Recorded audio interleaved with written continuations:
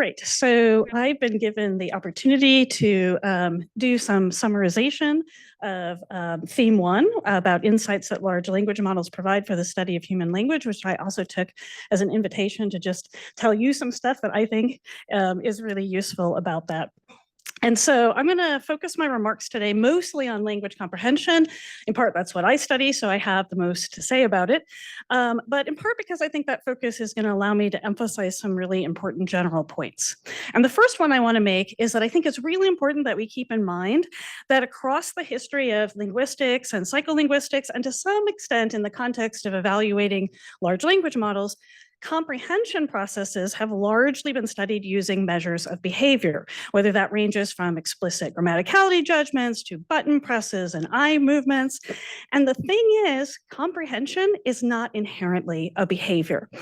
One way we can know this is that if we want to indicate in a cartoon that someone has understood something, what do? We put a light bulb over their head, right?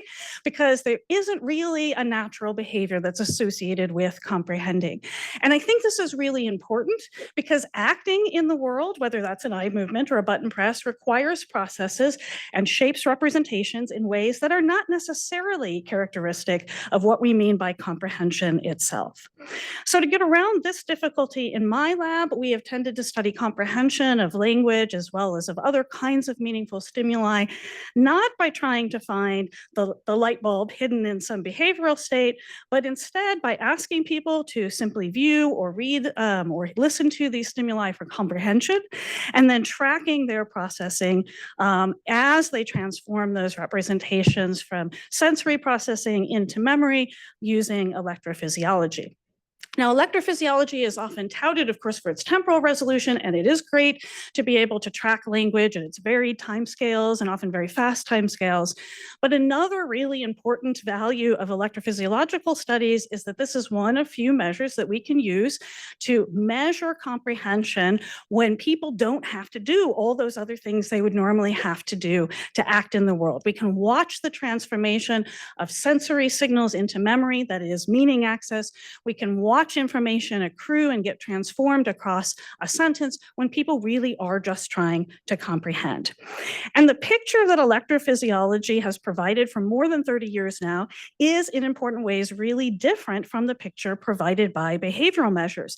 Different in ways that I think actually match up nicely in some cases with large language models and provide opportunities for interesting crosstalk.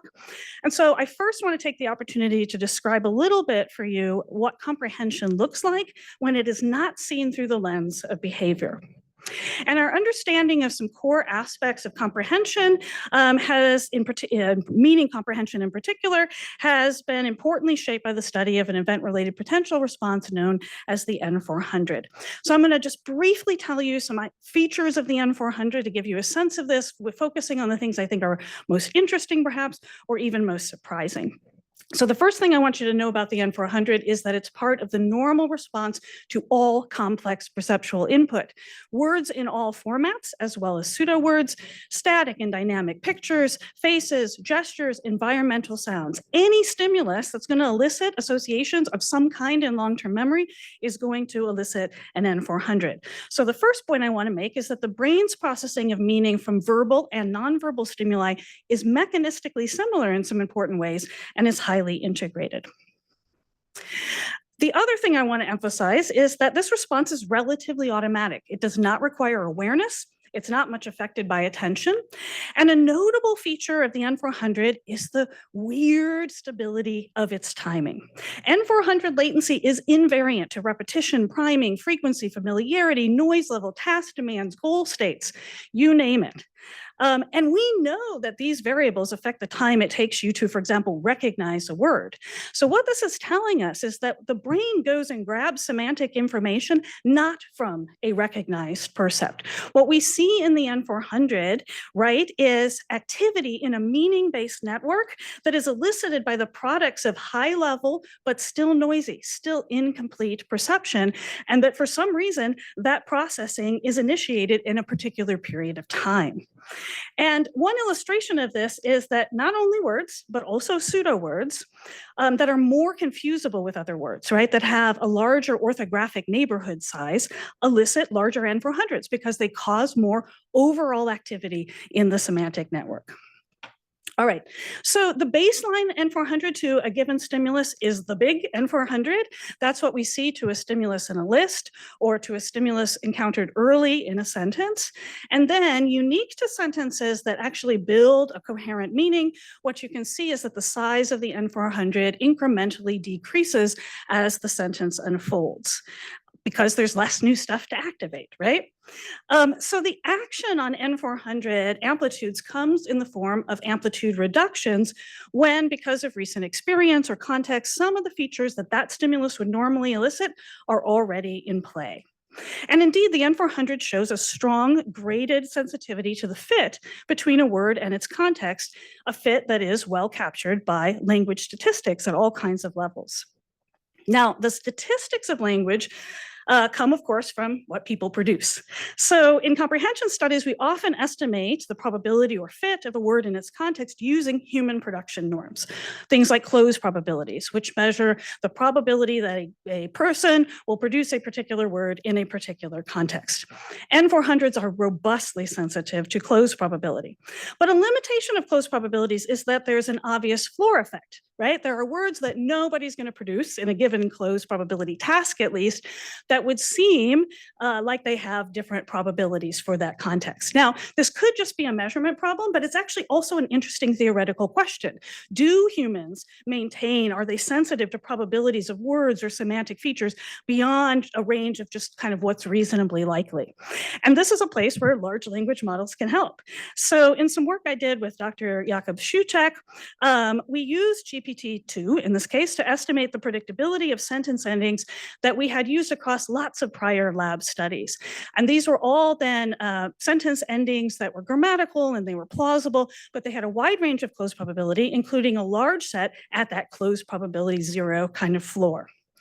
And a number of interesting findings came out of the study. First, we found that GP2 estimated probabilities did do a good job of predicting the N400 in the range where we do have human close probabilities, but human close probabilities were better, which is a point I'll return to in a moment. But really critically, beautifully, we were able to see that the N400 sensitivity to language statistics extended into that really low probability range for items that human production norms stood at 0. We also asked then whether the function relating probability to N400 amplitudes was logarithmic or linear in nature, because that has mechanistic implications. Prior work had yielded some conflicting findings here. And what we found was the answer is actually both. At the low end of the probability scale, a log function did a really good job, but consistently, if you added a linear component to that model, you could explain a lot more additional variance.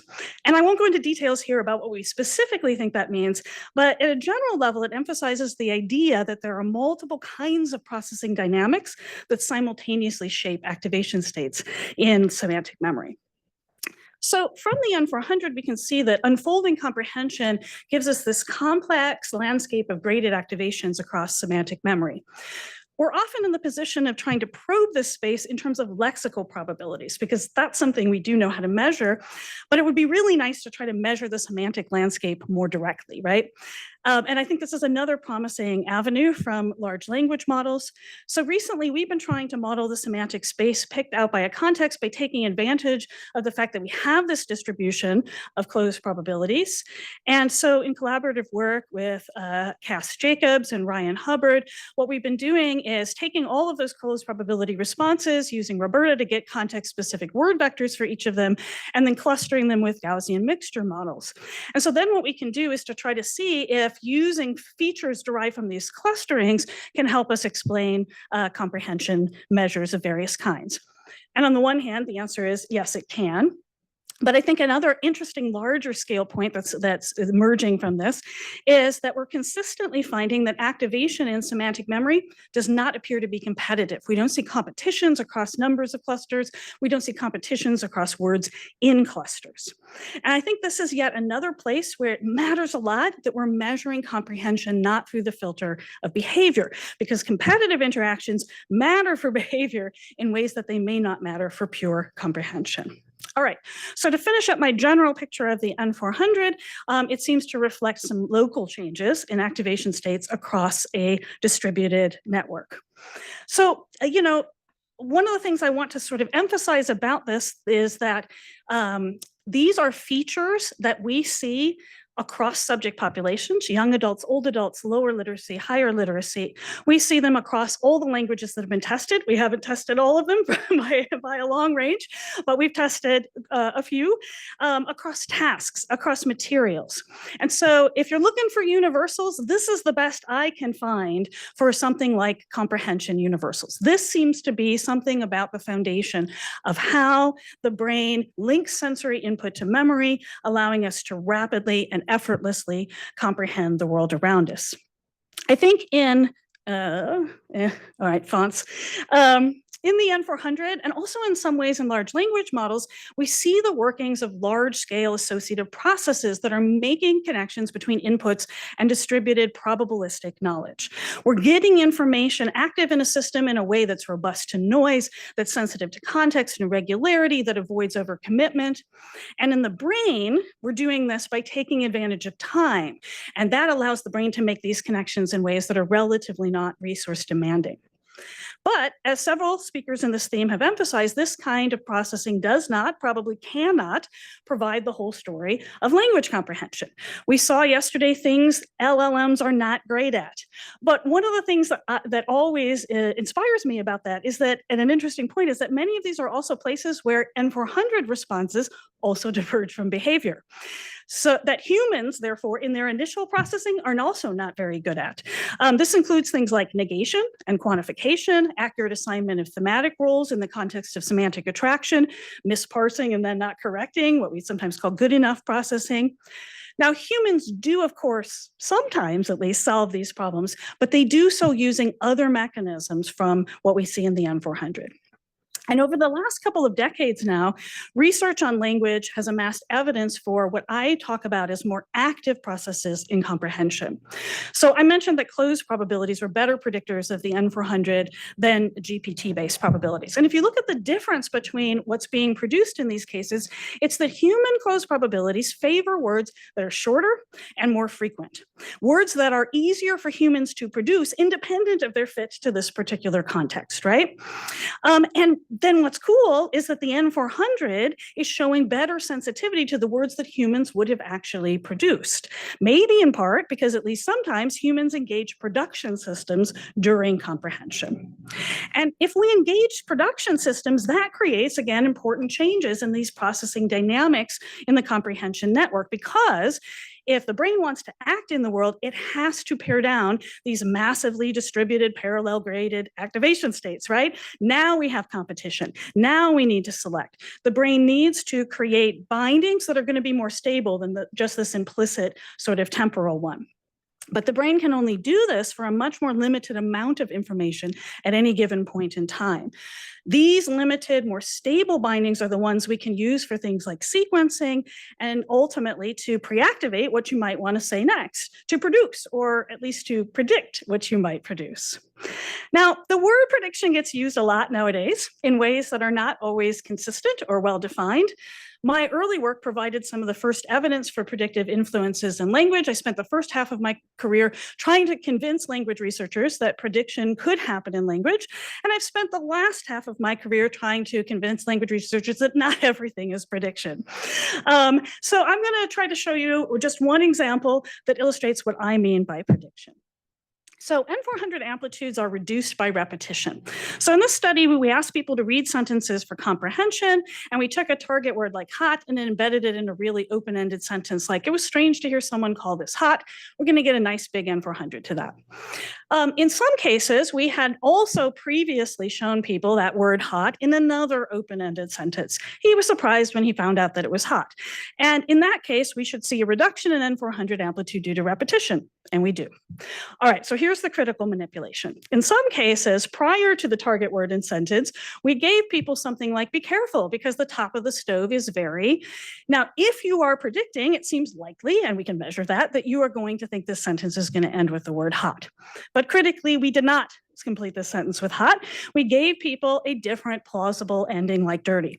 And of course, the critical question is when readers later get to hot in that target sentence, are they going to behave as if they've seen that word, even though they did not?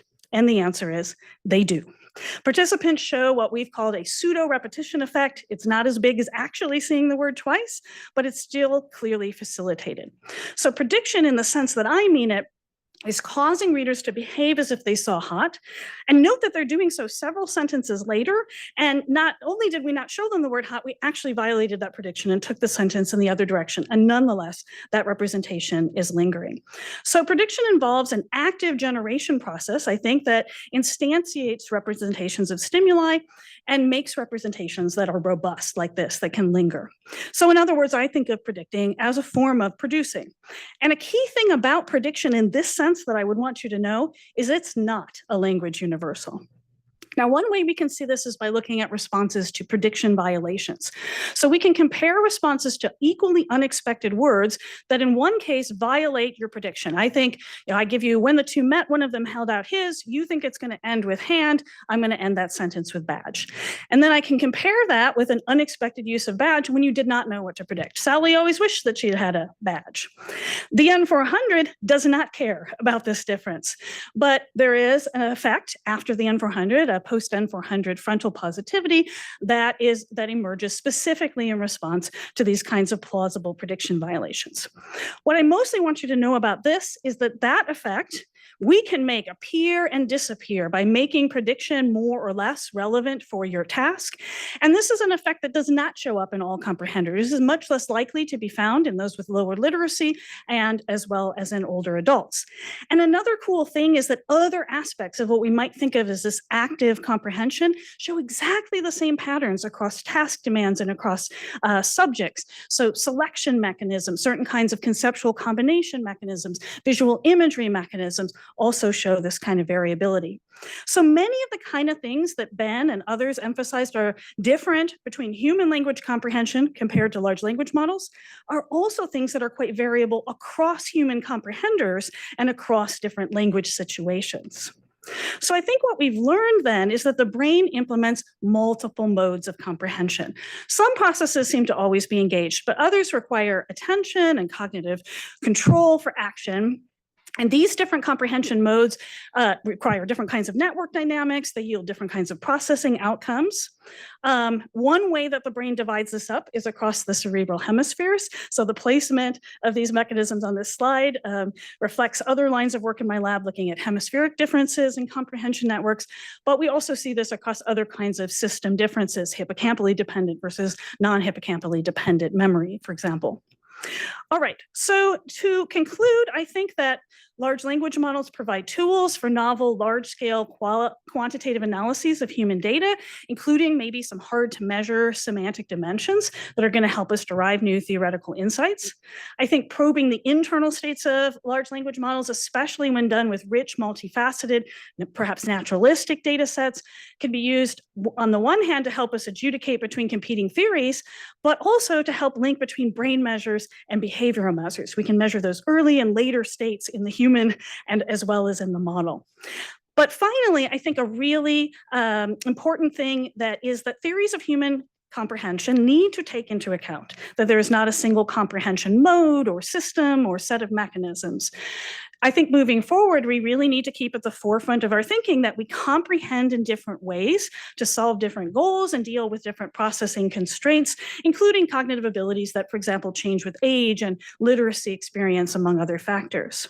And I think that models are going to offer us the opportunity to really probe some of the roots and the limits of that variability, and moving toward thinking about variability is a direction I'm really excited about. I do want to end by then saying, though, that to use these models effectively, and maybe in some cases to shape the models to be more effective, means that we have to be clear about what we mean by comprehension in a specific case. So we have to know what particular light bulb or model equivalent we're actually studying. So thank you.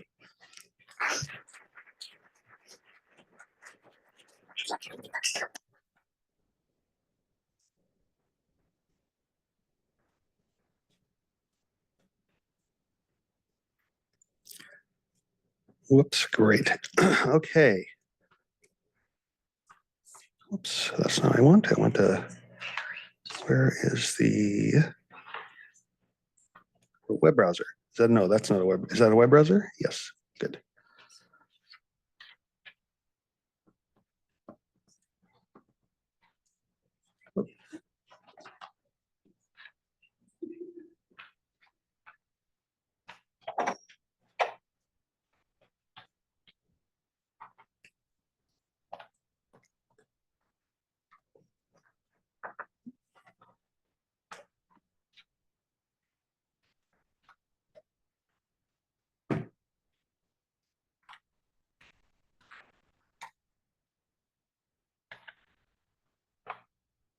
All right, I guess I need to share screen. Thank you, Kara.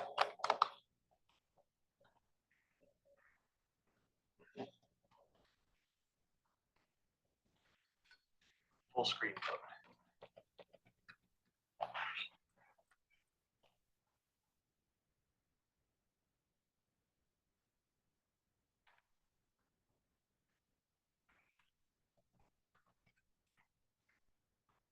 Ooh. Is that a PDF? It is a PDF. Yeah. It's a It's on the. That might not have. It's only going to scroll. It's only going to scroll when you want. Yeah.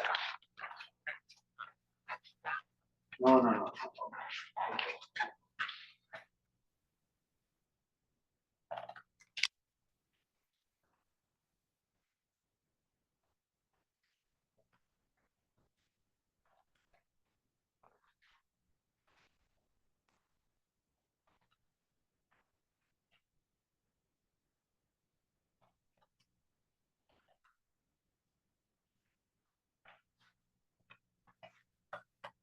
There we go.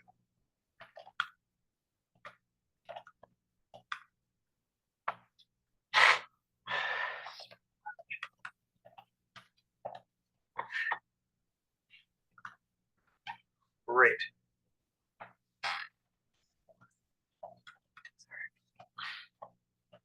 All right, this is my, oh, sorry, I have the wrong window shared.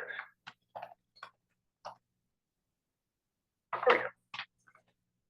Okay, we are closing in. All right, this is my, first of all, I want to thank everybody again for attending the workshop. I want to thank Eleni and Jorge for all of your support and hard work. I want to thank all of the organizers and my fellow co-organizers, Kara and Chris and Ben. And I want to thank especially all of you, the speakers and commentators, and all of you out in the audience. Based on everything I saw today in the last day and a half, this is my attempt to summarize everything that everybody here in this room has done. So, what are large language models and what do they do? The modern large language model takes in a sequence of words or word tokens, passes them through multiple embedding layers. There's a tension in these lines in gray from embedding layer to embedding layer, looking at the word itself is transformed, it attends to the previous context. At the end, you get some kind of final layer embedding representation that is fed into a word prediction mechanism or a token prediction mechanism that creates a formal, that gives you a probability distribution over next words. And there are all sorts of things we can do with it. So we saw Ryan Cotterell has provided tools for formally analyzing that distribution and the distribution that implies over full strings. There are many talks from Ben Bergen, Raquel Fernandez, Cal Linzen, and Ishita Dasgupta that have compared the behavior at the word prediction level with human behavior. Kara just told us about predictions compared with brain responses. We've also seen a number of talks that have critically analyzed these distributions using the tools of linguistics and science, cognitive science from Najong, from Medina, Anna Rogers, and Anya Ivanova. Kyle Mahowald and Devel Goldberg have offered us ways of thinking about the tools and these distributions as having implications for linguistic theory. And then we've seen a variety of other ways of applying these things. So for example, work that Chris Manning has done and is famous for, but that I think we're not going to hear about from the talk except for this, has remarkably decoded hierarchical tree structure representations from these embeddings. Tom McCoy talked about how, conversely, we can take tree structure representations and inject prior knowledge and expectations about those kinds of structures into neural networks themselves. We've also seen a number of connections with language in the brain, where there are a number of speakers who presented encoding models to try to predict brain responses and make scientific discoveries from that, including Leela Webba, Ariel Goldstein, and Laura Williams. Alex, who showed us how to decode from brain representations and get all the way back to the strings that might have originated those brain representations. Tim Rogers and John Willits work on developmental trajectory of these embedding representations and how they relate to concepts.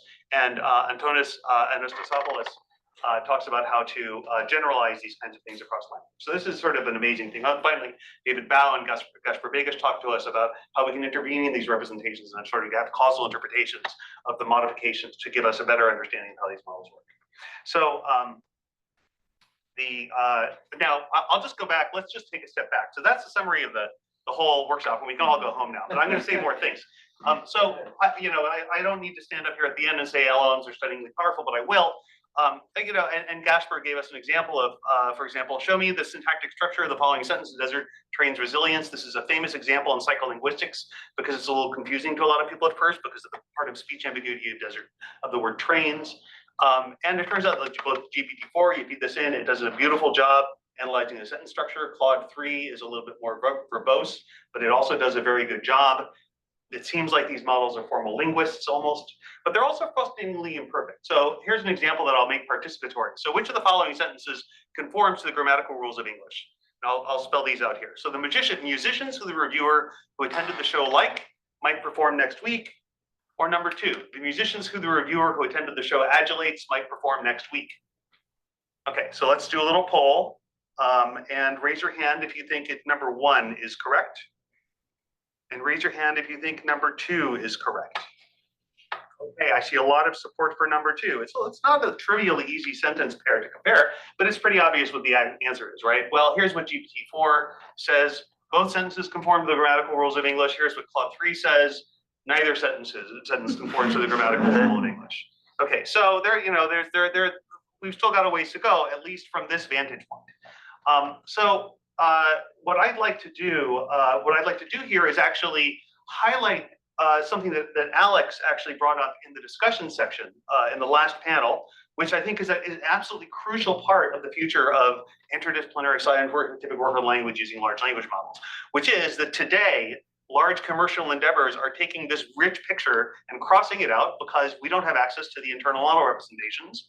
We don't even have access to the full mixed token distributions that the models are giving us. Instead, what we get is we feed these words into a black box, and then it gives us a way that it wants to continue it. That's a new interface. And so all of that rich scientific fabric and tapestry is no longer available to develop. And so just the value of having open models that can be inspected, even more so open training data, is just, it can't be overstated. I'm going to give a couple of vignettes in my own work now to both sort of illustrate the importance and really not only do we lose the ability to do these things, but actually this way of interfacing with models will actually mislead us in terms of what the models do and don't know, quote unquote know. And to do that, I want to sort of take a perspective that Ryan Cotterill offered, which was sort of to say, well, let's think of large language models. So what he said is, formally, a language is a subset of the cleaning closure sigma star over a token vocabulary sigma. So this is standard in computational linguistics. Okay, so we have our language, we have the set of possible strings sigma star, And a language, from a formal language theory perspective, is a subset of that set of possible strings. So this is foundational computer science. Okay, it goes back to the mid 20th century. It's the basis of artificial programming languages and the basis of much analysis of natural language in scientific linguistics as well. Now let's think about this from a probabilistic learning perspective. So if the goal of language learning is actually to identify that set L, probabilistically what that means is that we want to shift probability mass away from strings that are not in the language, sigma star minus L, to strings that are in the language, the strings in L. And ideally, there are now long-standing sets of results that show that probabilistic learners can acquire linguistic knowledge under ideal circumstances, where I mean ideal is sort of in the limit of large data, within a quote unquote within a statistical tolerance. So the original work that sort of showed results of this type was Horning's work in the late 1960s. Cheater and Vitani in 2007 is another nice summary of this. And I want to step from this to thinking about a real fundamental question from the point of view of language science, which is what features of grammatical knowledge, more broadly linguistic knowledge, has an artificial language model learned? And I think actually what we've seen, and I really want to lay this out in terms like as a sort of a conceptual framework, is that there's actually a sort of a whole range of potential types of criteria that we could describe for successful grammar learning. Most of these have been articulated in the literature, and I think, but I want to pinpoint sort of like where I think we actually are at in terms of where it's going to be useful and interesting to hold models in the future to really gain insights. Okay, so if you go back way back to the mid 2010s, then we had bespoke classifiers that were trained on top of some kind of embedding representations. Maybe it was a bag of word embeddings, maybe it was BERT's sentence embedding, and it was a binary classification judgment. Sentences are grammatical or ungrammatical. I'm doing slight disservice to Tal by calling Linson et al. 2016 that, but it's pretty much that. And the original COLA, for example, how that was a corpus of linguistic acceptability judgments. The original modeling work in that area was also done using this kind of method. But this is in a sense, this is a step away from the probabilistic approach. Okay, so the fundamental thinking about like probabilistic language learning doesn't say anything about representations in a classifier. It's not a discriminative problem, because if you're doing this, you're learning from a lot of negative evidence. And large language models don't learn from a ratio of negative evidence, just like young children don't. And one of the exciting things is that in this field is that models are sort of their existence proofs of the ability to learn flexibly from without negative evidence, or from large quantities of positive evidence. But we can step forward. So for example, it's become quite popular to do minimal pair probability comparison on a critical part of the sentence. So for example, Marvin and Linson 2018 looked at subject-verb agreement. Our work, the syntax gym work with a number of my collaborators looked at, for example, phylogenetic dependencies. So for example, I know that the lion devoured yesterday is not an okay sentence. That's why I have a star after it. Versus I know what the lion devoured yesterday is, what serves the role of the object of devoured, so it's okay not to have the object of devoured there. And if you look at the probabilities of yesterday in those two cases, yesterday is going to be more surprising for a successful language model in the first version than in the second version, because in the first version, a successfully trained language model should expect an object in the first version, but it doesn't have to have an object in the second version. It turns out large language models, actually not even very large language models, medium-sized language models, that's my initial surprise. We can step a little bit more stringently into minimal pair whole sentence probability comparison, like with Flint. So I would take that whole sentence pair and I would contrast them and ask it the whole sentence probabilities, and I want the grammatical sentence to be higher probability than the ungrammatical sentence. And that's higher, that's a more stringent criterion, because now I have to take into account the difference between that and what. So now it's not just a particular region, given the context, it's the whole sentence. We could also conceptually think about, sorry, my L should be after separation of L from sigma star minus L by some kind of simple function of string probability. And then now we're starting to see meta-linguistic judgments, which now that ChatGPT is sort of the default style interface, that's what everybody rushes to. We've seen it quite a bit. But actually, this is a symptom, I think, of a real specific problem of hiding the internals of the model from the user. So famously, Goldberg tweeted a while ago, "What are probable candidates?" So this is an example from him. He queried ChatGPT, "What are probable candidates for the next word of the sentence? The dog barked because," and ChatGPT said, "As I am not able to do that." even though that's actually the only thing it's able to do. Okay, and so let's so work with Jennifer Fu, a former student in my group now at Harvard and soon to be at Johns Hopkins. Worked on sort of really studying the comparison between what the models are built to do, which is predict next words, and their metalinguistic behavior. So we contrasted a notion of a direct prediction, where the model actually takes the context and predicts a distribution over the vocabulary items, with a metalinguistic analysis, a metalinguistic kind of thing, where we say, for example, here's a sentence, and then we give the context, and then we say what word is most likely to come next. So those are two different ways of posing this question. One is direct, you have to have interface with the model, and the other one is you don't. Okay, and so if we're doing sentence judgment comparisons for grammaticality purposes, or for plausibility purposes, we would do these full sentence probability comparisons like in BLIMP. And the metalinguistic judgment would be, we would give the model the two sentences and then say, respond with one or two, depending on which sentence is a better sentence of English. And so the question is, A, which is better, and two, how well do they correspond with each other?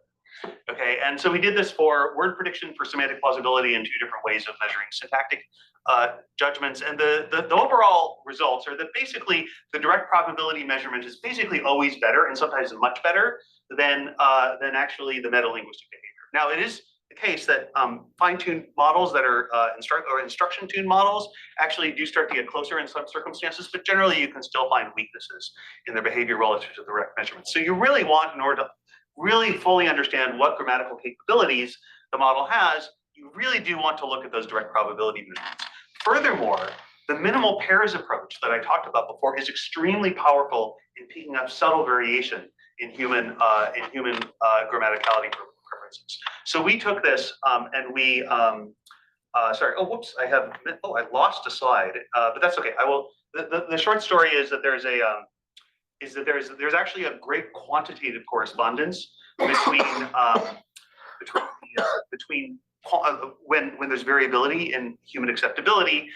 The difference in the log probabilities of minimal pair sentences actually are predictive at a quantitative level of how likely an individual is, a native speaker is, to endorse the sentences.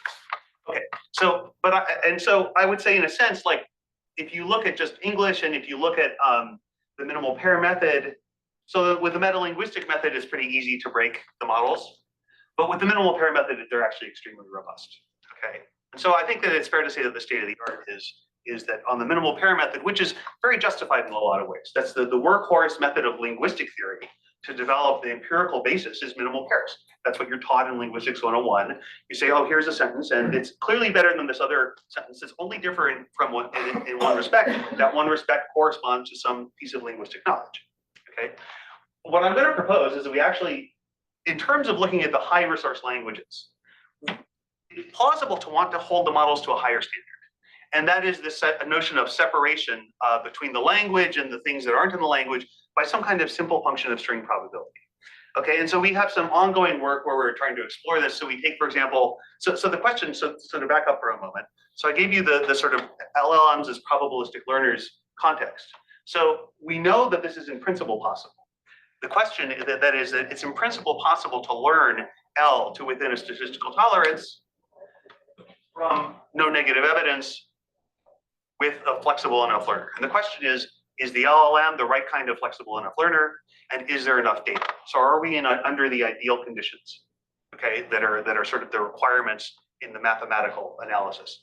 And so in the small scale, it turns out that the answer is yes. So we've done these simple experiments where we define synthetic PCFGs, we sample from them, we train simple transformer models on them, and then we create word strings that are neighbors of the actual sentences but are not in the language, by, for example, deleting one of the words or swapping two words and so forth. And it doesn't show up very well here on that screen, but the light blue line is the mean log probabilities of the grammatical sentences in the language that the models have learned. And then all of the non-grammatical sentences are all those other histograms, and you can see that there's really very good separation in this small scale.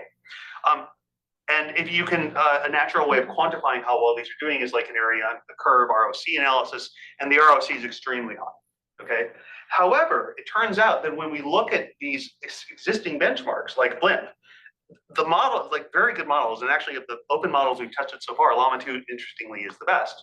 They don't do very well in separating the grammatical from the ungrammatical, either on the sum log probabilities of the sentences or the mean log probabilities of the sentences. Sorry. And then, and so you do an area under the curve analysis. It's really not very good at all. Okay. And part of this is, you know, you could say, well, it's because models are not very good at like comparing different probabilities of strings of different lengths. But even when you use mean log probability, like mean for token and mean for word log probability, the results are pretty similar. Okay, so that's not that successful. Here's a slide that I lost. This just shows these are fine-grained human judgment from a really sort of cool data set from Dentella et al., where they just have a lot of grammaticality judgments for a relatively small number of sentences across a number of different phenomena. When we do minimal pairs analysis with their materials, it turns out that you get this really nice sort of graded acceptability climb. And Anya and Kyle are part of this work together with Jen. And so that's sort of where I think that we need to move. Like we've done great work with minimal pairs. We've learned a lot with it, but I do think if we want to really think about the higher standards that we want to hold large language models to in terms of acquiring linguistic generalizations, we really want to move on to more stringent criteria. And I think it's time. I'm going to skip the multimodal LLMs. We've done some multimodal LLM benchmarking. Very interestingly, the short story is that you can actually get the way that human expectations for language are perturbed by viewing an image. So, for example, if you look at an image of a woman cutting a piece of fruit, then actually multimodal LLMs like Cosmos actually really do a pretty good job of capturing the way that the human expectations vary. So I think we're actually able to start moving into the psycholinguistics of multimodal models in a really neat way. The last thing I'm going to briefly mention is, something at the heart of traditional linguistic theory and psycholinguistic theory is the notion of the competence-performance distinction. The notion of the competence-performance distinction is the idea that well, we have linguistic knowledge, but we are not always able to deploy that linguistic knowledge in a fully successful manner, and that is an important constraint or bottleneck of language processing. This idea goes all the way back to, obviously, to Chomsky's work, and I think one of the signature works that sort of illustrated this kind of idea was Victor Hinckley's work, 1960, and also Miller and Chomsky, 1963. And they used center embedding because that taxes memory in a way that I think is sort of revealing as well. So just to illustrate how this works, here's a prompt. Think to yourself for a moment how you would continue it. The man who the car, just finish it in a grammatical sentence of English. GPT-4 does a good job. The man who the car hit at the crosswalk was taken to the hospital immediately. The colors indicate that the verbs and the subjects match up with each other. Claude 3 also does a good job with this. The man who the car hit was taken to the hospital. It's interesting, actually, that not only do they both succeed, they succeed in a very similar way, which probably tells you something about the overlap in training data. So they both do well, but now try this. The monologue that the actor to the movie industry, that's probably very hard for most of you. This is where we start to overload human linguistic performance on the traditional view. GPT-4 does great. The monologue that the actor who the movie industry is Myers delivered was profound. That doesn't look like a well-formed sentence, but it actually is. The movie industry is Myers the actor delivered the monologue was profound. Impressive. Claude 3, likewise. The monologue that the actor who the movie industry reveres delivered was emotionally powerful. Once again, probably the same training data set, not independent evidence, but they both succeed. Okay, so what I'm going to actually sort of hazard as a proposal is that if we think about, there was a long-standing idea going back to connectionism in the 80s and 90s, that the competence performance distinction was actually an illusion. And that actually, if you had the right inductive bias, the right learning mechanism, like a connectionist neural network that learned from data, you would actually get something that was completely homologous to the way humans process language. And I think actually what we're seeing is that that's actually not true at scale. In fact, what large language models, now obviously this is pretty out of distribution. So these multiply center embedded examples are pretty out of distribution for these models. Nevertheless, they seem to generalize in a way that is actually closer to human, what a traditional linguist would think of as human competence than human performance. And so in some of our work, we've looked at sort of gradient difficulty in these kinds of center embeddings. So for example, 3, the report that the doctor who the lawyer distrusted and the patient was surprising is, that's not as hard as the other examples, but it's still very hard and subtle changes. So for example, I changed the report to fact. it actually becomes easier.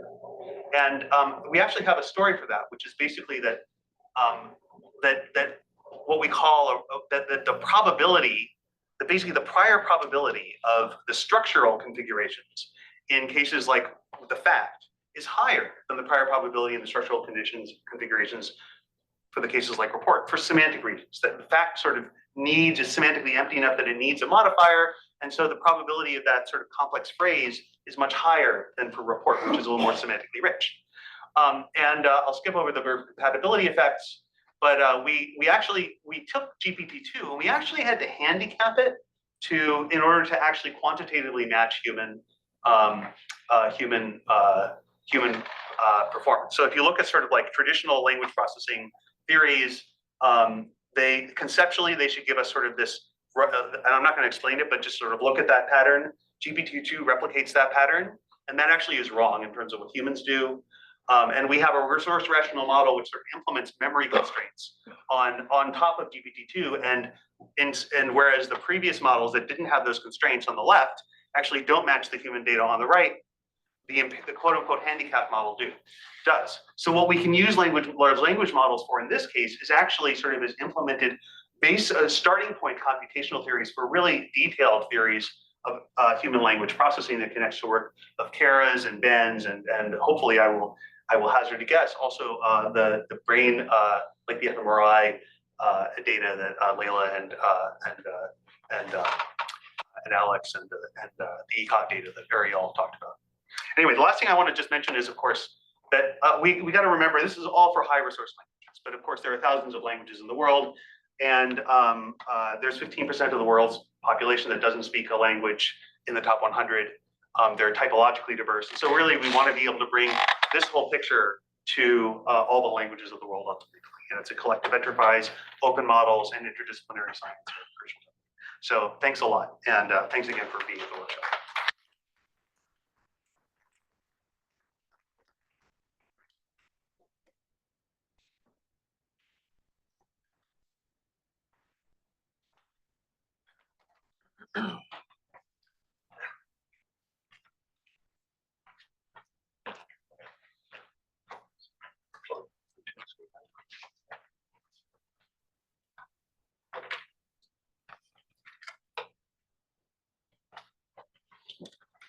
Okay, hi everyone.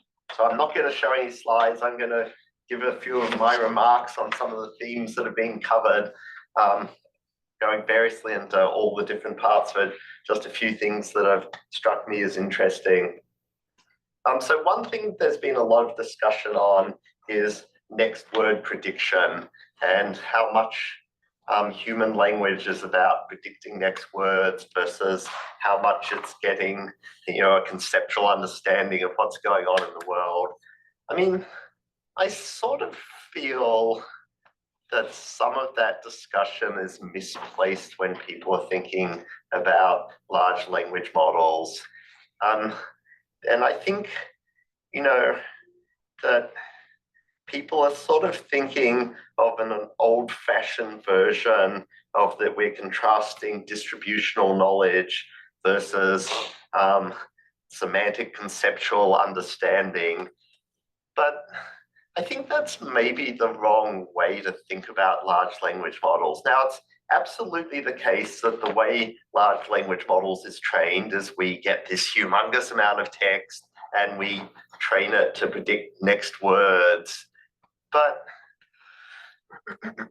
that's done for convenience, but I don't think that's really the goal. The goal of building large language models is we'd like to produce a neural network that has an understanding of, that builds representations that represent events, actions, the world, relationships, and things like that, which is this conceptual understanding. We're using the tool of next word prediction to drive this process because it's a convenient, easily scalable thing to do with it. But it's not really the goal, and it's not really what we're producing. And so I guess Roger already mentioned the work that I did with John Hewitt, Kevin Clark, and others a few years ago. So this was back with the BERT model.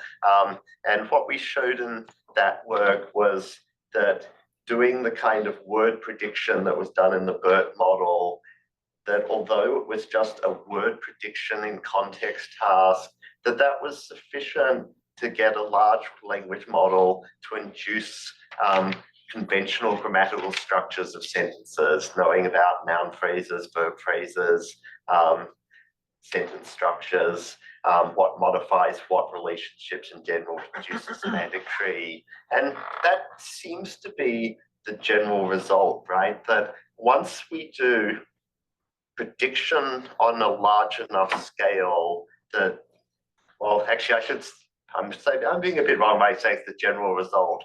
For a broad class of cases related to language understanding, that doing prediction at a large enough scale causes the models to induce representations that represent the semantics of what is being described. And the models do that simply because it causes them to be better at prediction.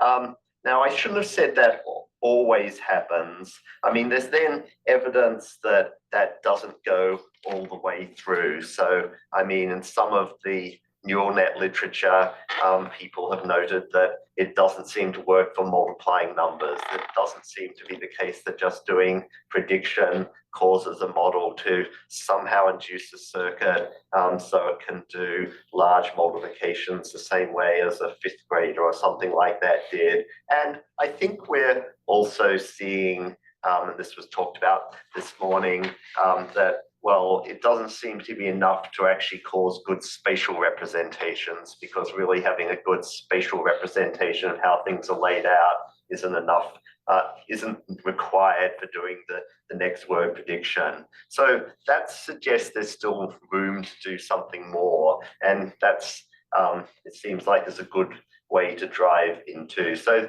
the obvious way to head for that is to say, hey, we should be doing more multimodal models, which have both language and vision. And I think we obviously should be. And there has been quite a bit of work in that area. I mean, the problem at the moment is that our computer vision colleagues, I think, have to do a lot more work. That what's being found in general is that I think because sort of language is this human constructed code that is already isolating the important things about circumstances, whereas to get stuff out of visual models, you need to do a lot more work. That when you train these visual language models, they tend to be almost effectively blind, that they're nearly all depending on the language side, which is completely in contradistinction to what we say as humans talking when we say that a picture is worth 1,000 words. So there's some work to be done on the vision side to actually get value out of those pictures. But that would, if we were sort of to get further that way, that would be a new way that encouraged the representations our models were building to actually represent spatial things further. I mean, that still doesn't solve everything, I think. We didn't get to it in this talk, but I mean, in terms of human learning, babies learning, I mean, it's clear that interaction is completely key, whereas our models, either language models or visual language models, are these completely passive learners that just look at a lot of data, which is well known not to work for babies. So it seems like really our holy grail should be to be heading towards robotics foundation models. So that's then going to be the path where we'd actually have something that has similar attributes to what we have for human learning happening successfully. I mean, a number of people in robotics are actually starting to head in that direction, though I think to the extent that it's more engineering focused rather than cog-sci focused. I think a lot of the people doing robotics foundation models are hoping to exploit the huge language models that already exist as a way to bootstrap their robotics foundation model, as opposed to from a cog-sci perspective, we'd be kind of hoping for the opposite thing to be happening. Okay, moving on to facts. recurrence. So there's this sort of sad fact from a certain cog-sci perspective that back in the mid 2010s, all of our great neural network models were recurrent models, and then they all went out the window with the rise and dominance of the transformer. That happened essentially for computational architectural reasons, that the way our computer systems work, but to some extent, honestly, our brains as well, that you could get that you could do very parallel but shallow processing efficiently. And so that led to want to have a model like the transformer that does very parallel but shallow processing, rather than a recurrent model, which is sort of having to sequentially work through steps in time. But I agree with the comments that have been made that, you know, recurrence just has to be right for humans or any other agent going long-term around the world. So it seems like we should be trying to get back to that. I mean, that's actually something that's starting to happen on the computational side. There's starting to be a whole number of threads of work. So there's been the RWKV model, which is an interesting story by itself, since it's done by this interesting collective of people from Luther and all sorts of places, but starting to produce a 21st century recurrent model. There's XLSTMs that just came out the other day, and also the structured state space models of my colleagues at Stanford. So I think we'll be able to start to see more recurrent models coming back in the coming years. One perhaps interesting angle here that might be a good opportunity for somebody who's more on the cog side to think about is, I forget half the people who said different things at different times, so I just have these sort of disconnected thoughts at this point. But someone mentioned Jay McClellan's observation that there's a little bit of context sensitivity, associativity that's coming in on every direction. And, you know, to the extent that that's true, that sort of favors a transformer, because transformers are these sort of unrestricted association machines. They'll just sort of suck any associative signal they can find at any distance from any direction and use it to help predict.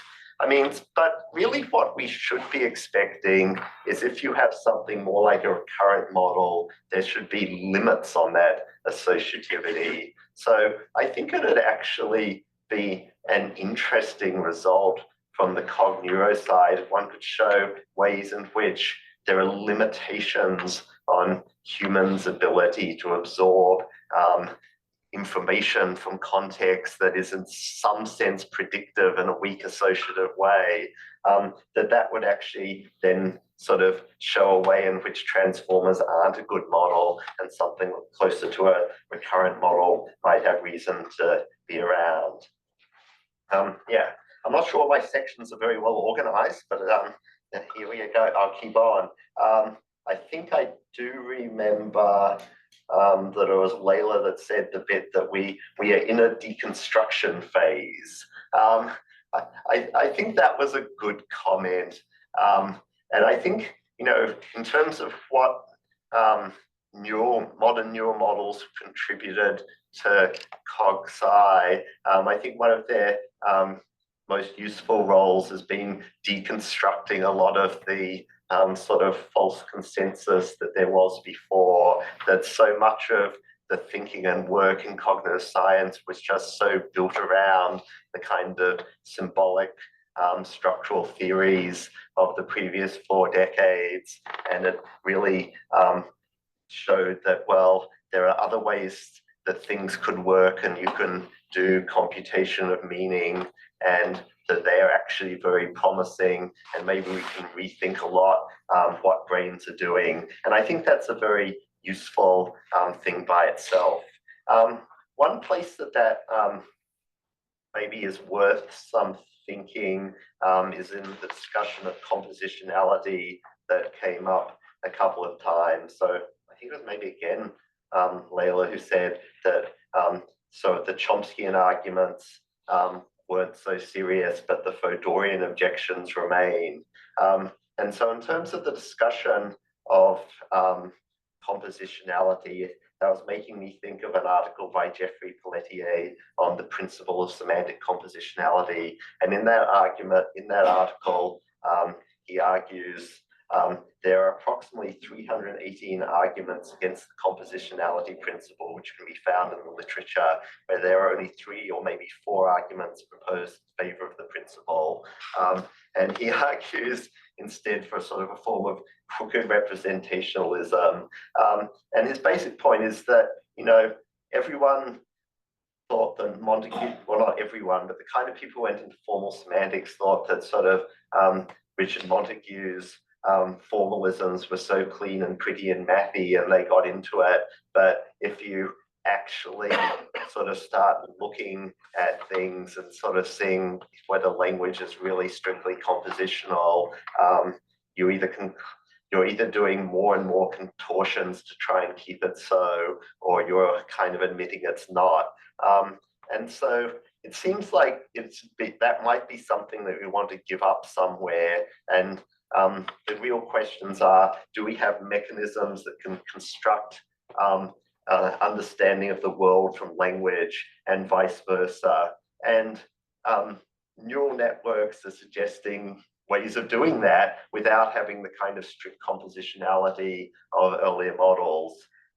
So maybe then the real question, which is one that Fodor and Pelletier talked about, was, do we have models that give us systematic generalizations? And maybe that's the right place to focus on where there are still problems in neural networks, because we know that all of our large language models, you make trivial differences somewhere and you get different outputs, even though they shouldn't have had any effect on the representation.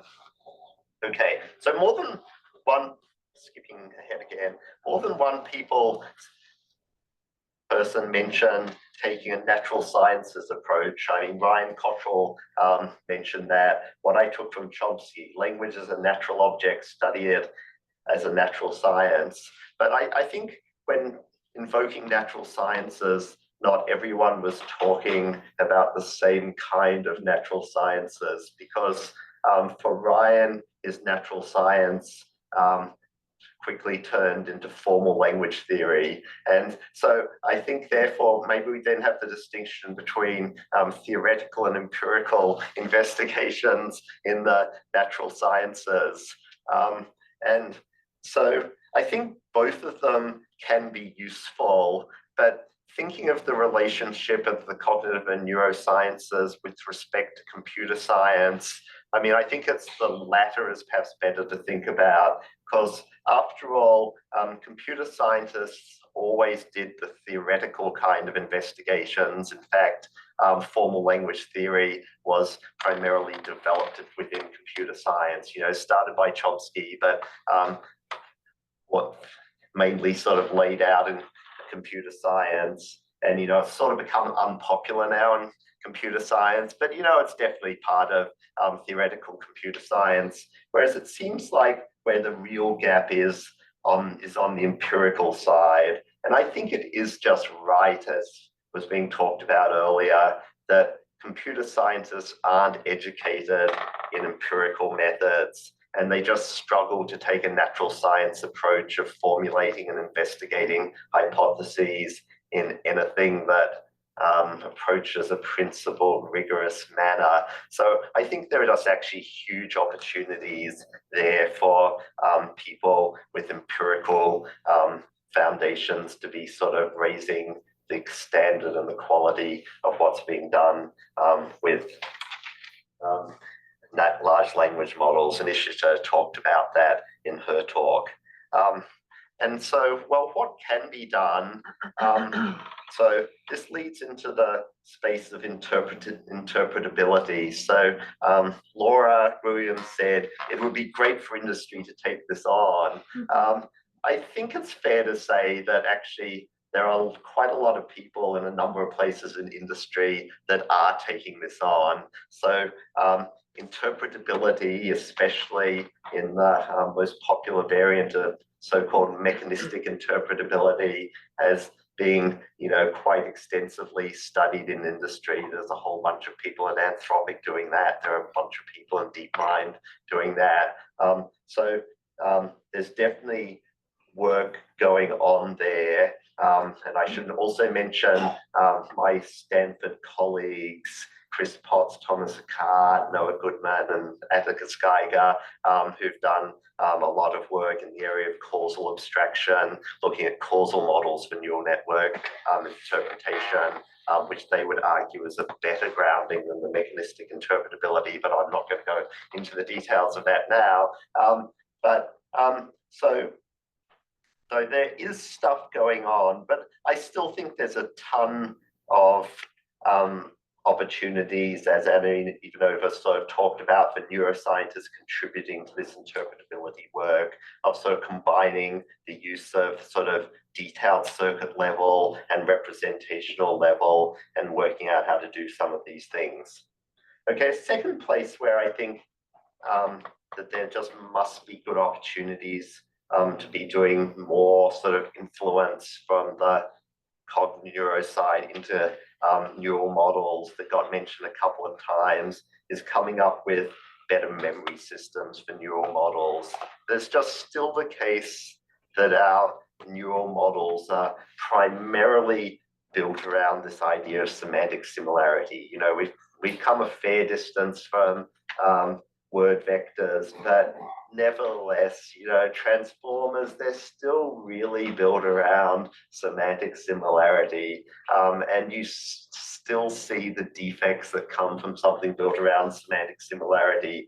Whereas, notwithstanding the memory lapses of certain American politicians, to a first approximation, human beings know of events in the world and can do things that differentiate between things that are plausible when you're making stuff up in a prediction context versus events that happen and how they connect together. And it seems like somehow we need much more in the way of an episodic memory for our neural models. And I don't have the answer to that question to give you today, but it seems like surely that's somewhere where there must be good opportunities for new ideas that cog-neuro people might contribute to. I mean, I think the first thing that comes into a lot of people's heads, these computer scientists' heads, when you start talking about memories of facts, is sort of making a sort of a graph data structure where you've got people and connections to events and places and things like this, which is sort of suggestive of doing things over graph representations. And there has actually been quite a lot of work on graph neural networks. And you could wonder if there's some way that, as well as a transformer, you can have a graph neural network that'd be preserving more of our episodic memory. But that's sort of not something that we have at the moment, right? At the moment, we have this completely bizarre situation, right? Where we just sort of have this, the words, or strictly the pieces of the words, sentence going into a transformer, and all notions of memory are just sort of in a massive weights above those pieces of words, right? That just doesn't seem a very realistic or good level of memory.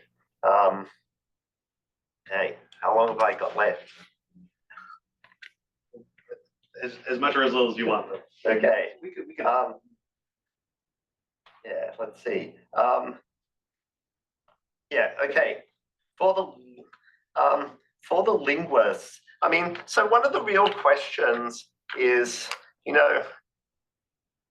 these large language models are pretty good at language when it comes down to it, right? They're good at understanding, they're good at generation, and it seems like increasingly what you're seeing, certainly from the CS side, is people now mainly attempting getting them to do things like, reasoning, world knowledge, social knowledge, and all of these kinds of things. So really, language is just representation into which to test the model's understanding of the world and people. I mean, I suspect it's not as simple as that. I mean, although these models have good linguistic understanding, I suspect that there are still lots of places where there are gaps for more subtle things.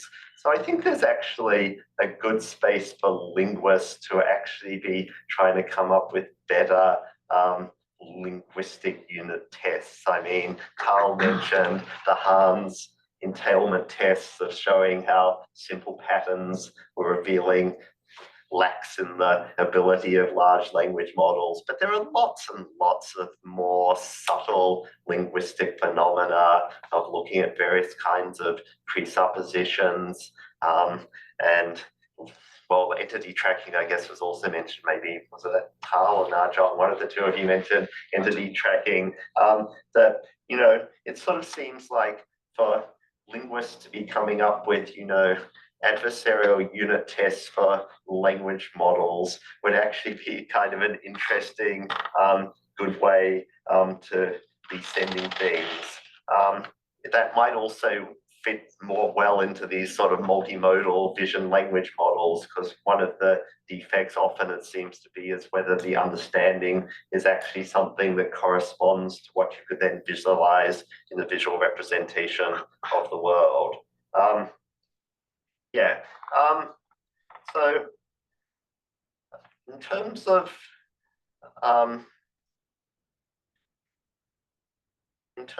sort of the relation between human language models and large language model development, I think that we're clearly not going to go back to an old world where we have linguistic theories developed, which then people in cognitive science or in natural language processing are then sort of implementing and testing these models in the same way that we used to. And I mean, Laura Gilliam suggested that as time has gone by, although neuroscience inspired neural networks, the links have gotten more and more tenuous, and that now the computer science are just tinkering with their neural models. I think it's sort of still worth thinking about some of the relations and new ways that they can be configured. I mean, in terms of what's been built in terms of neural models having impact on linguistic sciences, I kind of just think it hasn't happened to the extent that it should have. I mean, there are various people that are interested in various ways, but to a first approximation, most of linguistics is just chugging along as it always has been. And that seems to me kind of wrong, right? So going back to the sort of origins of sort of modern generative linguistics, right? That before the rise of Chomsky, there were the American structuralists, and the American structuralists believed in a model of linguistic structure discovery from a corpus. Now, in all fairness, they didn't actually have much that worked in the way of linguistic structure discovery methods from a corpus, but not a lot was known about learning in those days. This was before Shannon came along or any other learning, but that was their goal, right? Where Chomsky rose to prominence, emphasizing this logical problem of language acquisition, that he wanted to argue that it was impossible to do unsupervised discovery of linguistic structure from a corpus of texts. And well, I think it's now pretty clear that large language models have proven he was wrong, that under very unhuman-like conditions, not like a baby learning language, it is manifest that these large language models can do linguistic structure discovery from a corpus. Now, in his more recent statements and writings for why language models have no interest to the study of linguistics, it seems like the dominant thread of his more recent work is to say that transformers aren't appropriately constrained, that transformers can learn any kind of patterning. They can, learn about the structure of symphonies or chemical formulae or something like that, that they can't only learn about human language structures. And so again, that's a question. I mean, to what extent, which might be a good question for cognitive scientists, is, well, to what extent is the human learning that we see being spent on learning languages something that couldn't learn other kinds of symbolic codes? Is that really a limitation of our brain? I mean, if there are interesting limitations of our brain, that might be interesting to be something to put into neural models. I mean, it's something actually that I'm still interested in, since I don't believe that transformers are the ultimate of all models. I mean, like, rather than just the sort of completely flat association of transformer models, I still sort of believe in tree structure and think that there should be at least some kind of inductive bias in your neural model, so it prefers locality. And we've been playing around with some ideas for that in my group.